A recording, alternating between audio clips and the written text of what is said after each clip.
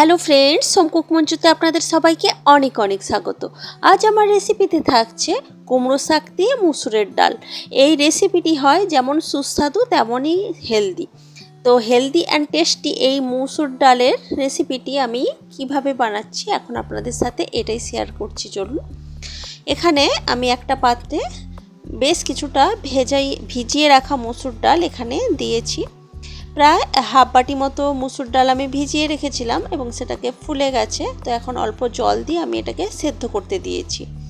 তো এখনই আমি কিন্তু নুন হলুদ কিছুই দিইনি। প্রায় 4 থেকে 5 মিনিট ভালোভাবে ফুটে ওঠার পর দেখুন কতটা সেদ্ধ হয়ে গেছে। প্রায় অনেকটা সেদ্ধ হয়ে যাওয়ার পর এখন আমি এর মধ্যে দিয়ে দেব কিছুটা নুন এবং কিছুটা হলুদ গুঁড়ো।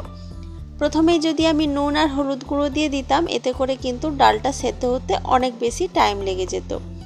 তাই জন্য বেশ কিছুটা সেদ্ধ হয়ে যাওয়ার পর আমি নুন আর হলুদ গুঁড়োটা অ্যাড করলাম।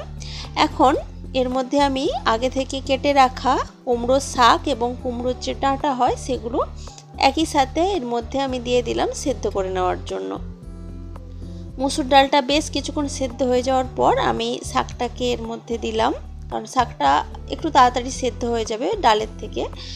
তো ডালটা তো একটু গলে গলে গেলেই খেতে ভালো লাগবে, তো সেই জন্য শাকটাকে পরে দিলাম। এখন এটাকে আবারও সেদ্ধ হতে দেব 3 থেকে 4 মিনিট মতো। 3 থেকে 4 মিনিট মতো পর দেখুন ঢাকা খুলে দিয়েছি, আর শাকটাও কিন্তু অনেকটা মজে গেছে ডালের সাথে। শাক আর ডাঁটা কিন্তু অনেকটাই সেদ্ধ হয়ে গেছে, কিন্তু সবুজ রঙটা কিন্তু পুরোপুরি বজায় আছে সেদ্ধ হয়ে যাওয়ার পরই। তো এই সবুজ রঙটা থাকলেই কিন্তু দেখতে বেশ ভালো লাগে। তো সেদ্ধ করে রাখা মসুর ডাল এবং কুমড়ো শাকটাকে তুলে রাখলাম। এখন একটা কড়াইতে আমি কিছুটা সরষের তেল দিয়ে দিচ্ছি। সরষের তেলটা যখন ভালোভাবে গরম হয়ে যাবে, তেলের মধ্যে আমি দিয়ে দেব শুকনো লঙ্কা আর কিছুটা গোটা জিরে। শুকনো লঙ্কা আর গোটা জিরেটা ভালোভাবে ফুটে ওঠার পর আমি এখানে দিয়ে দিচ্ছি কিছুটা কুচিয়ে রাখা রসুন। এই ডালটাতে একটু রসুন ফোড়ন দিলে এই ডালের টেস্ট কিন্তু অনেক বেশি বেড়ে যায়। তো রসুনটাকে হালকাভাবে ভেজে নেওয়ার পর এখানে আমি দিয়ে দিয়েছি পেঁয়াজ কুচি।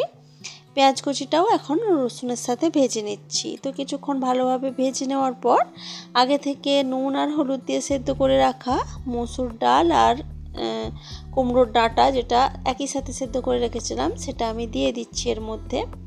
এখন এটাকে খুব ভালোভাবে একটু মিশিয়ে নিচ্ছি এবং এটাকে এখন আবারও আমি ঢাকা দিয়ে রেখে দেব ভালোভাবে ফুটে ওঠার জন্য। আবারও 2 থেকে 3 মিনিট এইভাবে আমি ঢাকা দিয়ে রেখেছি, ভালোভাবে ফুটতে দিয়েছি। আর দেখুন 2 থেকে 3 মিনিট পর ঢাকা খুলে দিয়েছি। দেখতে যেমন ভালো হয়েছে, এই ডালটা কিন্তু খেতেও ভীষণই ভালো হয়।